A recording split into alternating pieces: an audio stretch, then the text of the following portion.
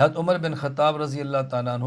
تمام غزوات میں نبی پاک صلی اللہ علیہ وسلم کے ساتھ شریک رہے ہیں۔ حضرت عمر چنانچہ امام تقی الدین ابو الفتح محمد بن علی بن وہب بن مطیع القشیری المروح ابن دقیق العید رحمہ اللہ، وفات 702 ہجری، شرح الالمام باحادیث الاحکام، اس میں فرماتے ہیں بشاہد عمر رضی اللہ تعالیٰ عنہ مع رسول اللہ صلی اللہ علیہ وسلم بدرن و احدن والخندق و بیعت الرضوان و خیبر والفتح و حنین و تبوک و سائر المشاہد وکان شدیدا علی الکفار والمنافقین۔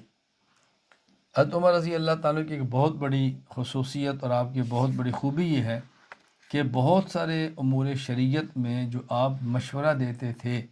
وہی باتیں قرآن بن کر نازل آ جاتی، وہی بن کر آ جاتی۔ ان کو کہتے ہیں موافقات عمر رضی اللہ تعالی عنہ۔ حضرت ابو ہریرہ فرماتے ہیں کہ رسول اللہ صلی اللہ علیہ وسلم نے فرمایا کہ میری امت سے پہلے لوگوں میں بہت سارے محدث گزرے ہیں، میری امت میں اگر کوئی محدث ہوگا تو عمر بن خطاب ہوگا۔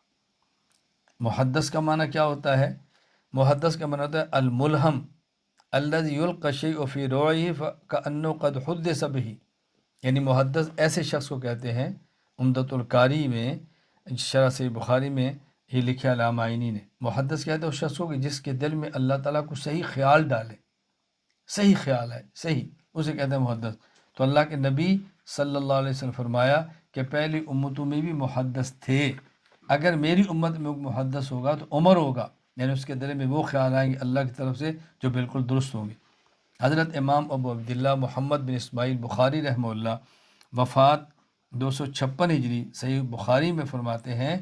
کہ اللہ کے نبی صلی اللہ علیہ وسلم فرمایا انہ قد کان فی ما مضی قبلکم من الامم محدثون